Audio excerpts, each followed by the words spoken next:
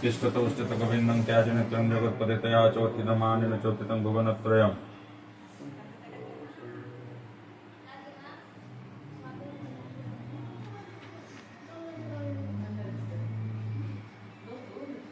ध्याय श्री शुक्लाजी जोगी स्तिमित लोचनम श्वेतांबरम परिपद्दासनितं स्कंदेशं स्कंदनं स्कंदपद्मकं सदानंदमयं देवं भक्तानां भयप्रदं ओम श्री निगमानंद शक्कर ब्रह्म करुणा ओम ब्रह्मानंद परमसुखदंते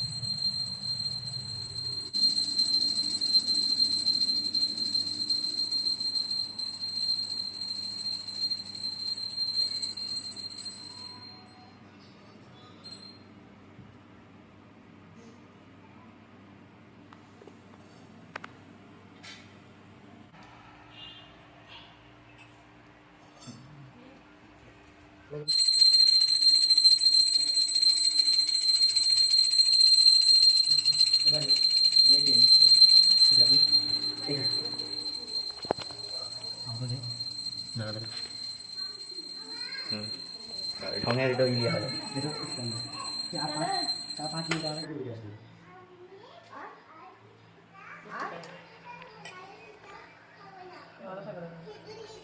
Bak rica.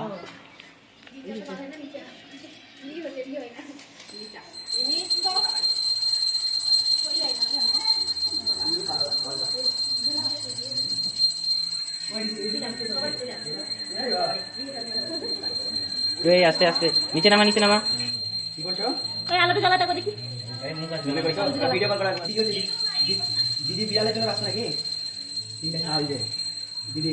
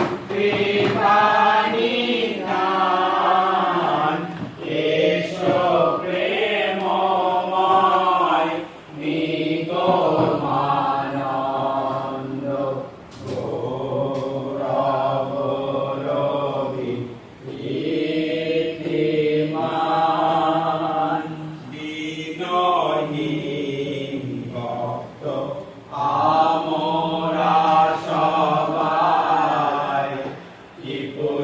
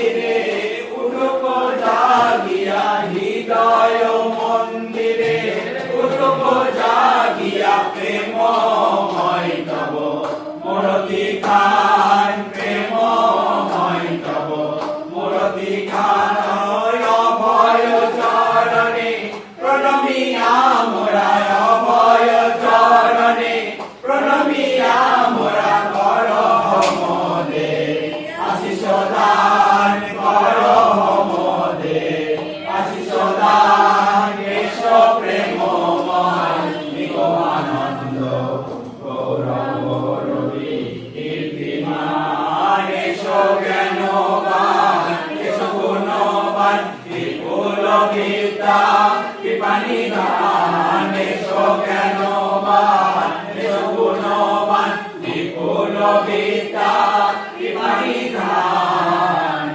এস প্রেমময় নিগমানন্দ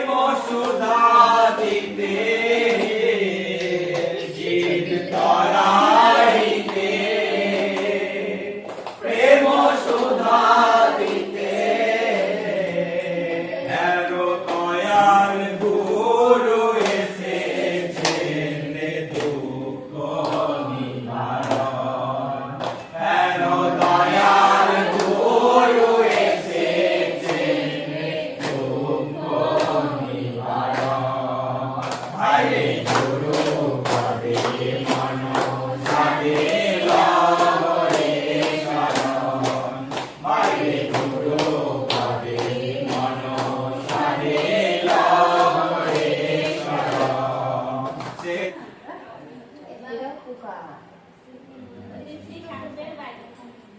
তুমি কাউকে আঘাত করিও না, আঘাত করিতে আসলে নিবারণের চেষ্টা করিও। কর্তব্য প্রতিপালন না করা দুর্বলতা। সুতরাং কেহ তোমাকে অন্যায় বিরোধ করিলে তুমি ন্যায় পথে সত্য পথে তাহার প্রতি বিধান করিবে। ফলাফল ভগবানের নির্ভর করিবে। প্রাণপণে কর্তব্য প্রতিপালন করিয়া যাইবে, কিন্তু তৎপরভাবে কোন রূপ অশান্তি স্পর্শ না করে তুমি তোমাকে সর্বদা সকল প্রকার অশান্তি হইতে নির্লিপ্ত রাখিবে। আপন মনে আপনি আনন্দ থাকিতে সদাই চেষ্টা করিবে।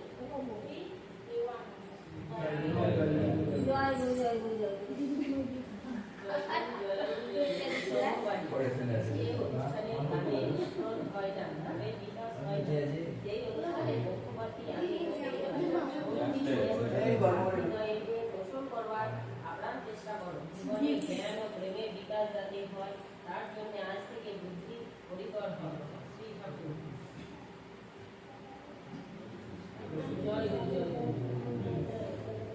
বিকল্প ভূমি হতে এসেছেন সদ্গুরু শ্রী গোমানন্দ নামে, শ্রী গোমানন্দ নামে নির্বিকল্প ভূমি হতে এসেছেন সদ্গুরু শ্রী গোমানন্দ নামে, শ্রী গোমানন্দ নামে ব্রহ্মপদ তুচ্ছ করে এসেছেন সদ্গুরু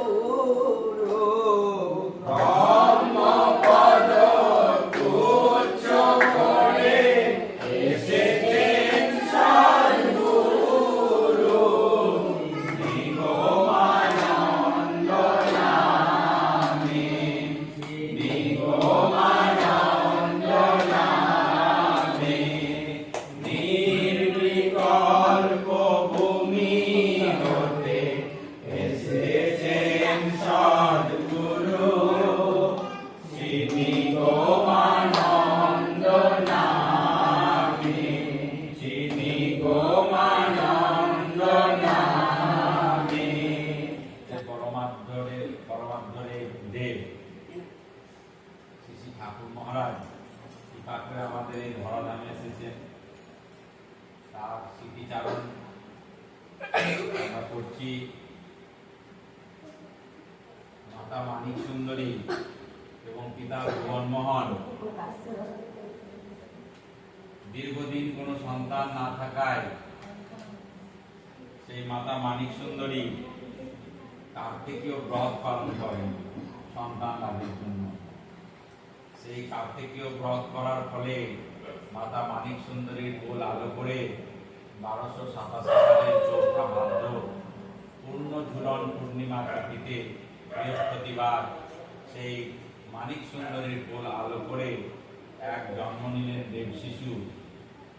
সেই দেব শিশু নাম রাখা হলো নলিনীকান্ত চট্টোপাধ্যায়। যেহেতু মাতা মানিক সুন্দরী কার্তিকীয় ব্রতের ফলে সন্তান, সেই হেতু সন্তান ছোট থেকেই অত্যধিক উদণ্ডপনা ছিল, ন্যায়বাদী ছিল। ছোটবেলাতেই এত উদণ্ডপনা ছিল যে আশেপাশে বাড়ির লোকেদের উৎকৃষ্ট করে রাখত। সমাজে এমন একদিন অবস্থা হয়ে গেছিল যে প্রায় দিনই ভুবনমোহনের কাছে অর্থাৎ নলিনীকান্তের পিতার কাছে প্রায়ই নালিশ আসতো যে আপনার সন্তান আমার এই ভেঙেছে, এই করেছে, সেই করেছে। কিন্তু যেহেতু দেব শিশু বিভিন্ন অলৌকিক লৌকিক ঘটনা তার মধ্যে দিয়ে আমরা জানতে পেরেছি। একদিনের এক ঘটনা, সন্ধ্যাবেলায় যখন সেই নলিনীকান্তকে মাতা মানিক সুন্দরী বলেন যে বাবা আজকে এই সন্ধ্যার প্রদীপ মায়ের মন্দিরে দেখে এসো। যেহেতু নলিনীকান্ত ছোটবেলা থেকে ধর্মে বিশ্বাসী ছিলেন না, ভগবানে বিশ্বাসী ছিলেন না, তিনি কোনো মতো সেই সন্ধ্যার প্রদীপ যখন দেখাতে গেলেন, সন্ধ্যার প্রদীপ দেখানোর সঙ্গে সঙ্গে সেখানে তিনি সেই মা মহামায়াকে অর্থাৎ দশভুজার দর্শন পেলেন। দর্শন পেয়ে তিনি মূর্ছিত হয়ে পড়লেন। কিছুক্ষণ পর যখন তার জ্ঞান আসলো, মা দৌড়ে যখন মায়ের কাছে ছুটে এলেন, আসার পরে মাকে বললেন, মা আমি দশভুজার দর্শন পেয়েছি। এইরকম বহু অলৌকিক ঘটনা তার জীবনে ঘটে, যার ফলে পিতা ভুবন মোহন জানতে পেরেছিলেন যে এই সন্তান সংসারী হয়তো হবে না, এই সন্তান হয়তো সন্ন্যাসী হবে। তারপর বিভিন্ন জ্যোতিষের কাছে নিয়ে কুষ্টি বিচার করেন।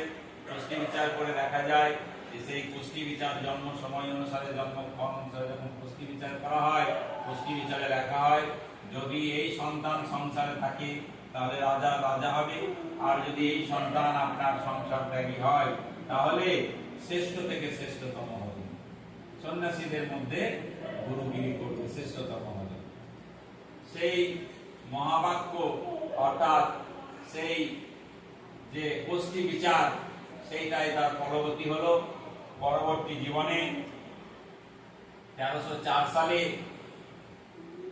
হালি শহরের খাসবাটির বৈদ্যনাথ মুখোপাধ্যায়ের মেয়ে মা সুধাংশুবালার সঙ্গে 1304 সালে বিবাহ বন্ধনে আবদ্ধ হন নলিনীকান্ত চট্টোপাধ্যায়। কয়েক বছরের ব্যবধানে নলিনীকান্তের পত্নী বিয়োগ হয় এবং পত্নী বিয়োগ হওয়ার পরেই তিনি যখন সেই কর্মক্ষেত্রে নারায়ণপুরে আমিনের উপর যে কাজ ভারপ্রাপ্ত, সেই আমিনের উপরে কাজ করছিলেন, এমন সময় তিনি সেই ছায়ামূর্তি দর্শন পান। ছায়ামূর্তি দর্শন পেয়ে তিনি তার মনে প্রশ্ন জাগে যে আমি কেন এই ছায়ামূর্তি দর্শন করলাম, তাহলে কি সুধাংশুবালা আর নেই? তারপরে যখন তিনি টেলিগ্রাম যোগাযোগ করে এবং বাড়ি ফিরে আসেন, তারপরে দেখেন যে সুধাংশুবালা সত্যি সত্যি দেহ রেখেছেন। সেই সুধাংশুবালাকে পাওয়ার জন্যই ঠাকুর মহারাজ, অর্থাৎ তখন তো ঠাকুর মহারাজ হননি, তখন নলিনীকান্ত রূপেই এক জায়গা থেকে অন্য জায়গা বিভিন্ন জায়গায় তিনি ছুটে বেড়ালেন যে কি করলে আমি আমার সেই সুধাংশুবালাকে ফিরে পাবো, আবার আমি সেই সংসার আবদ্ধে আমি যেন থাকতে পারি। কিন্তু যেহেতু ভগবানের লীলা খেলা, মায়ের লীলা খেলা, যেহেতু পূর্বজন্মে যখন তিনি ব্রহ্মানন্দ গিরি ছিলেন সেই সময়ে তিনি মহামায়ার সঙ্গে তিনি তখন সেই কন্ট্যাক্ট করে এসেছিলেন যে ব্রহ্মানন্দ গিরি যখন ছিলেন সেই পূর্বাশ্রমে, তখন তিনি যে সংসার জীবন যাপন করতে পারেননি, অসম্পূর্ণ থেকে গেছিল, সেখানেই তিনি জানতে পেরেছিলেন যে না, পরজন্মে আবার আমরা জন্ম নেব, সেই জন্মে আমাদের সংসার বদ্ধে আবদ্ধ হব। যাই হোক, তারপরেই তিনি যখন এক জায়গা থেকে অন্য জায়গা, দেশ থেকে দেশান্তরে ঘুরতে থাকেন সেই সুধাংশুবালাকে পাওয়ার জন্য, যখন যে সন্ন্যাসী যে গুরু যেমন ভাবে তাকে বলেন সেখানে সেখানে ছুটে যান সেই সুধাংশুবালাকে পাওয়ার জন্য। এমনকি তিনি মাদ্রাজেও গেছিলেন থিওসফিক্যাল সোসাইটিতে, সেখানে গিয়ে তিনি প্ল্যান চেক ম্যাথমেটিজম করে দেখেছিলেন যে সুধাংশুবালাকে ফিরে পাওয়া যায় কিনা। সেখানেও কিন্তু তিনি আত্মতৃপ্ত হতে পারেননি। তারপর তিনি দেশ বিদেশে ঘুরতে লাগলেন যে কি করলে আমি সুধাংশুবালাকে পাবো। এমন একদিন এসে পৌঁছালো যখন তিনি সেই সাধুদের সঙ্গে লক্ষ্মণ ঝোলায় যাত্রা করলেন।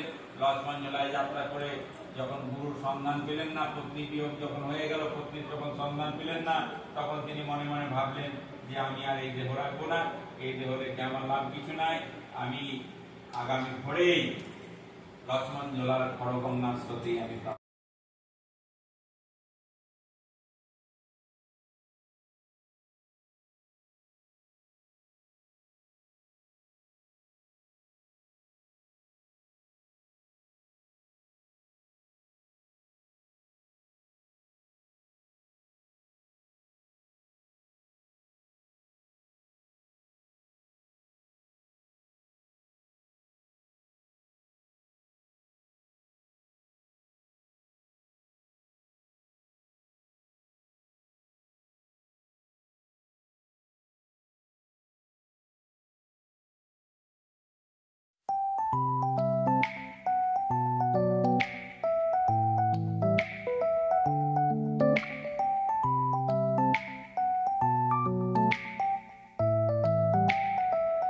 এই অভি